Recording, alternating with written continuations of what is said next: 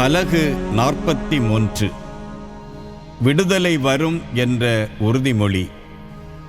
யாக்கோபே, உன்னை படைத்தவரும் இஸ்ரவேலே, உன்னை உருவாக்கியவருமான ஆண்டவர் இப்போது இவ்வாறு கூறுகிறார்: அஞ்சாதே, நான் உன்னை மீட்டுக் கொண்டேன். உன் பெயரை சொல்லி உன்னை அழைத்தேன். நீ எனக்கு உரியவன். நீர்நிலைகள் வழியாக நீ செல்லும்போது நான் உன்னோடு இருப்பேன். ஆறுகளை கடந்து போகும்போது அவை உன்னை மூழ்கடிக்க மாட்டா. தீயில் நடந்தாலும் நீ சுட்டெரிக்கப்பட மாட்டாய். நெருப்பு உன்மேல் பற்றி எரியாது.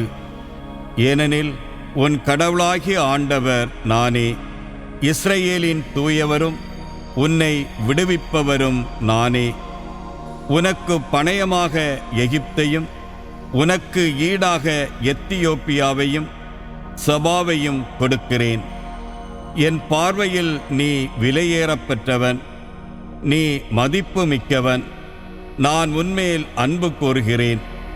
ஆதலால் உனக்கு பதிலாக மானிடரையும் உன் உயிருக்கு மாற்றாக மக்களினங்களையும் நான் கொடுக்கிறேன்.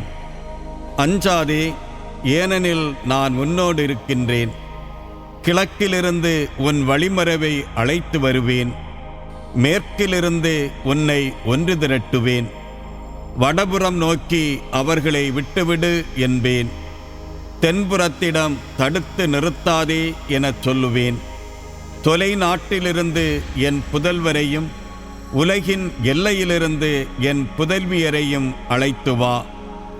என் மாட்சிக்காக நான் படைத்து உருவாக்கி உண்டாக்கி என் பெயரால் அழைக்கப்பெற்ற அனைவரையும் கூட்டிக் கொண்டு வா. இஸ்ரவேல் ஆண்டவரின் சாட்சி. கண்ணிருந்தும் பார்வையிலாராய், காதிருந்தும் கேளாதோராயிருக்கும் மக்களை புறப்பட்டு வரச் செய். வேற்றினத்தார் அனைவரும் ஒருங்கே திரண்டு வரட்டும். மக்களினங்கள் ஒன்று கூடட்டும். அவர்களுள் யார் இதை முன்னறிவிக்கக்கூடும்? முன்பு நடந்தவற்றை யாரால் விளக்கக்கூடும்? அவர்கள் கூறுவது சரியென காட்ட தம் சான்றுகளை கொண்டு வரட்டும். மக்கள் அதை கேட்டு உண்மை எனச் சொல்லட்டும். நீங்கள் என் சாட்சிகள் என்கிறார் ஆண்டவர். நான் தேர்ந்தெடுத்த என் ஊழியனும் நீங்களே. என்னை அறிந்து என் மீது நம்பிக்கை வைப்பீர்கள். நானே அவர் என்பதை உணர்ந்து கொள்வீர்கள். எனக்கு முன் எந்த தெய்வமும் உருவாக்கப்படவில்லை. எனக்கு பின் எதுவும் இருக்கப் போவதுமில்லை. நானே ஆண்டவர். என்னை அன்றி வேறு மீட்பர் இல்லை. அறிவித்தது, விடுதலை அளித்தது, பறைசாற்றியது அனைத்தும் நானே. உங்களிடையே உள்ள வேறு தெய்வமன்று. நீங்களே என் சாட்சிகள் என்கிறார் ஆண்டவர். நானே இறைவன். எந்நாளும் இருப்பவரும் நானே. என் கையில் இருப்பதை பறிப்பவர் எவருமில்லை. நான் செய்ததை மாற்றி அமைப்பவர் எவர்? பாபிலோனிலிருந்து விடுவிக்கப்படுதல். உங்கள் மீட்பரும் இஸ்ரவேலின் தூயவருமான ஆண்டவர் கூறுவது இதுவே: உங்கள் பொருட்டு பாபிலோனுக்கு ஆட்களை அனுப்பி அதன் தாழ்பாள்கள் அனைத்தையும் தகர்த்து விடுவேன். கல்தேயரின் மகிழ்ச்சி பாடல் புலம்பலாக மாறும். நானே உங்கள் தூயவரான ஆண்டவர், இஸ்ரவேலை படைத்தவர், உங்கள் அரசர்.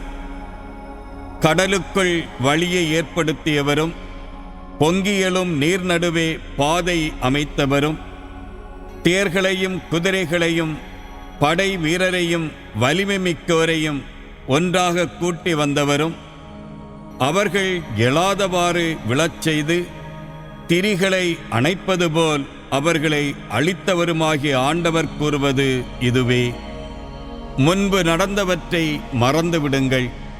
முற்கால நிகழ்ச்சி பற்றி சிந்திக்காதிருங்கள். இதோ புதுச் செயல் ஒன்றை நான் செய்கின்றேன். இப்பொழுதே அது தோன்றிவிட்டது. நீங்கள் அதை கூர்ந்து கவனிக்கவில்லையா?